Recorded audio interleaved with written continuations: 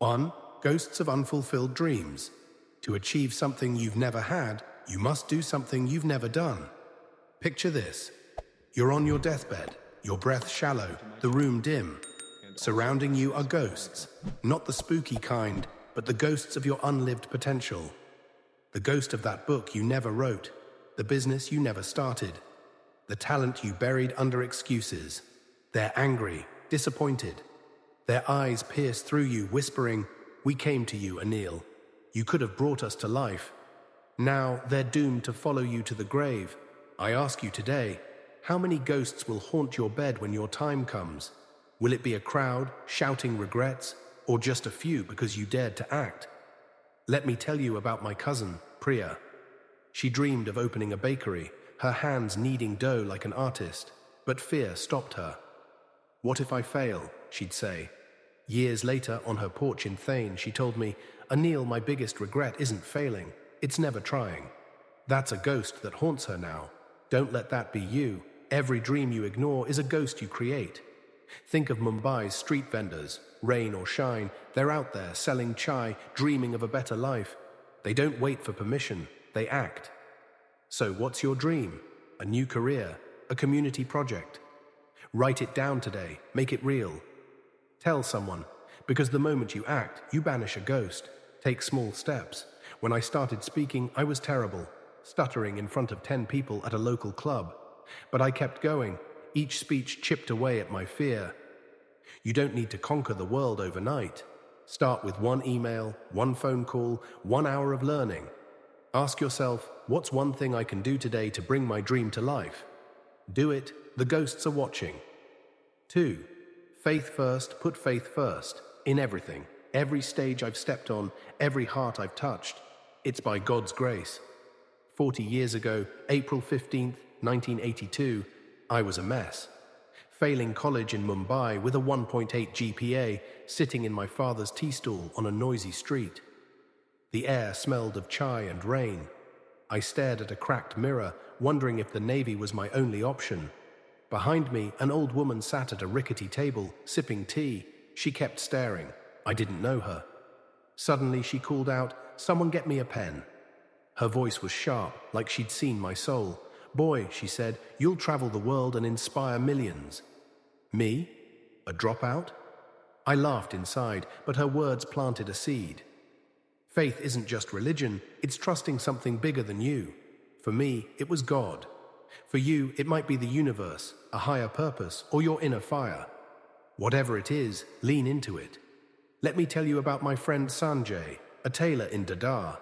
His shop burned down in '85, lost everything. But he prayed, rebuilt, and now employs 10 people. Faith kept him going. It's not about blind hope, it's about action backed by belief. When I doubted myself, faith pushed me to keep speaking, even when crowds were small. How do you build faith? Start with gratitude. Every morning, I thank God for small things. Health, family, a new day. It rewires your mind. Try it.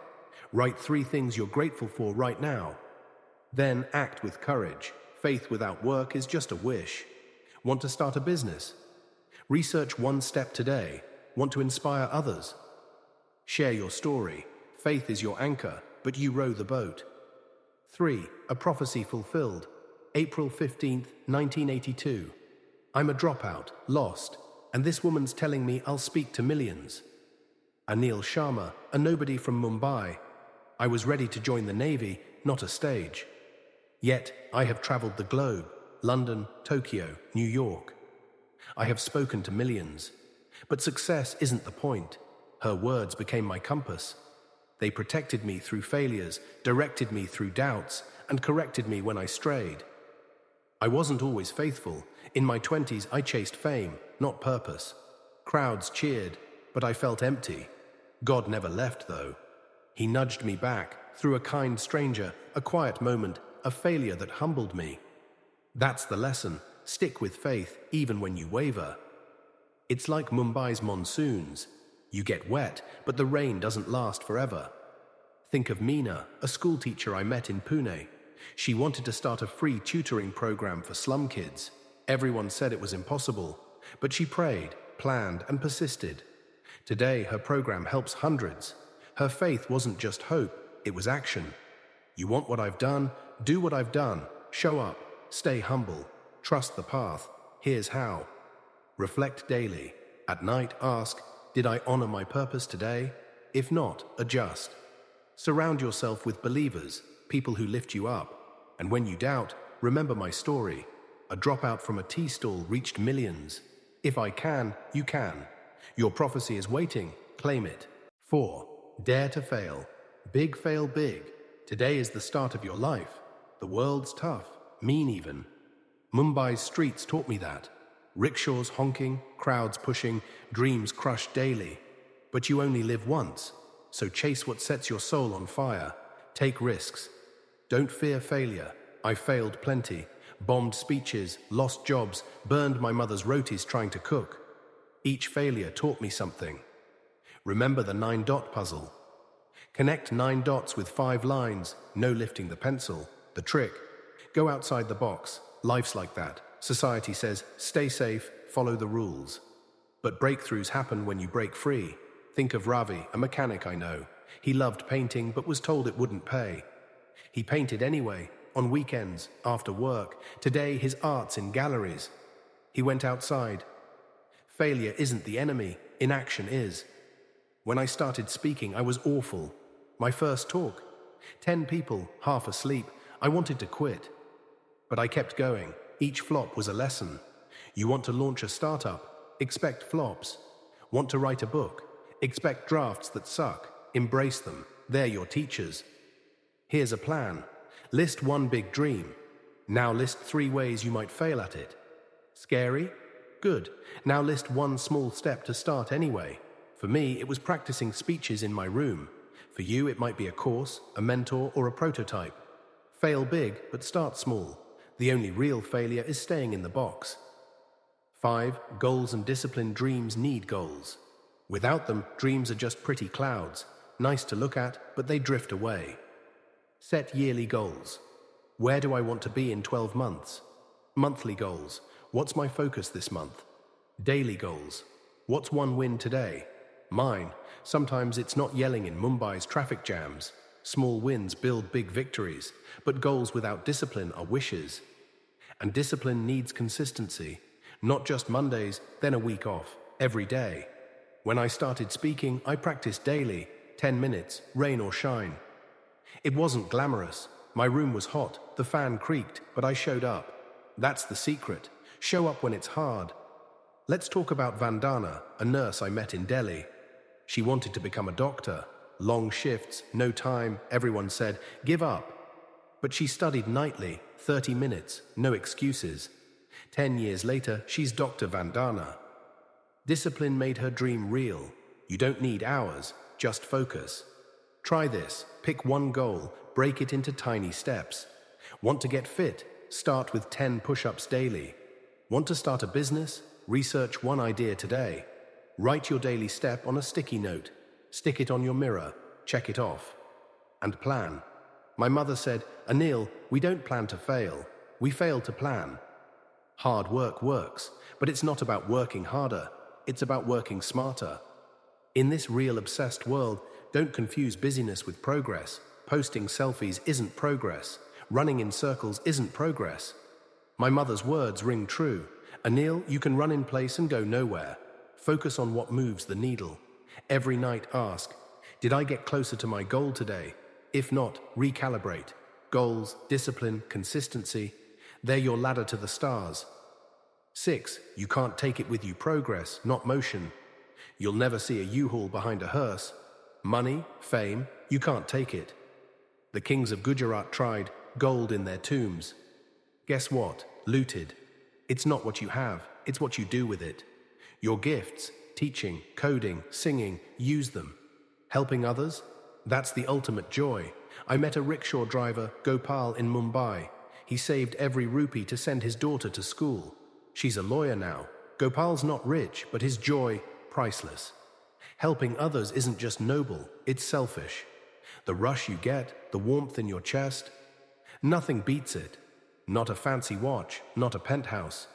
When I spoke in Kolkata, a young man approached me. He'd started a food bank for street kids, inspired by my talks. He said, "Anil, seeing those kids smile, it's better than any paycheck. That's success. Not what you gain, but what you give. Your talents are tools. Use them to build someone's dream." How? Start small. Volunteer an hour a week. Mentor a kid. Share your skills. I teach public speaking to teens in my neighborhood. Their confidence blooms, and I feel richer. You don't need to be famous to make a difference. Every smile you spark is a legacy. The Egyptians got robbed. You? Build a legacy that lasts, in hearts, not tombs.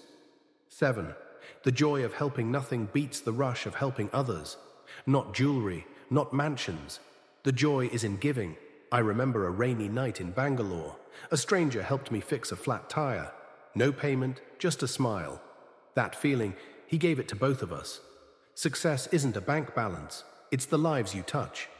Think of Sunita, a baker in Ahmedabad. She donates day-old bread to an orphanage. The kids call her Bread Auntie. She laughs, but her eyes shine. That's joy. You don't need millions to give. Your time, your ear, your encouragement, those are gold. I started small.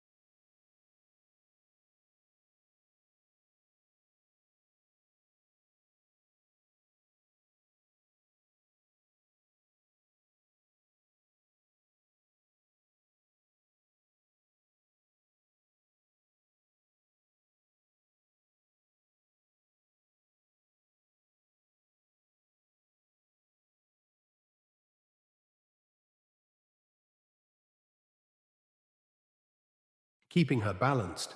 Her emotional independence doesn't isolate her. It strengthens her relationships.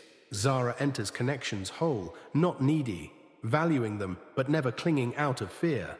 Her strength radiates, drawing the right people to her. Handling life's twists. Zara's resilience makes her adaptable. Rejection, disappointment, or surprises don't break her. She's learned to stand tall in solitude. If a friendship fades or life shifts, she picks herself up, no crutch needed. This makes her flexible, ready for Lumora's unpredictable turns. Her self-worth grows, untied to how many friends she has or how often she's invited out. Zara knows her value lies in her character, her perseverance, her heart, not in external cheers. Prioritizing growth walking alone, Zara prioritizes her growth, asking, "What makes me happy? What do I want?" Without Lumora's social noise, she focuses inward, nurturing her mind, body, and soul. Self-care isn't a luxury, it's her foundation. She exercises, journals, meditates, finding peace in nature. Her time is precious, and she spends it on what fuels her: personal projects, new skills, hobbies that light her up. Zara's intentional, choosing what aligns with her values, not Lumora's trends. Trusting herself, solitude builds Zara's self-trust. Without others' opinions, she leans on her intuition, making choices that feel right for her. This confidence frees her from seeking approval, tuning her to her inner voice. She respects herself, refusing to settle for less than she deserves.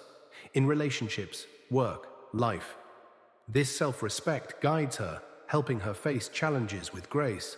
Zara's purpose grows clear in solitude, driving her to chase passions and leave a legacy that's hers. A life of purpose. Zara's purpose gives her direction, keeping her focused on long-term dreams, not Lumora's distractions.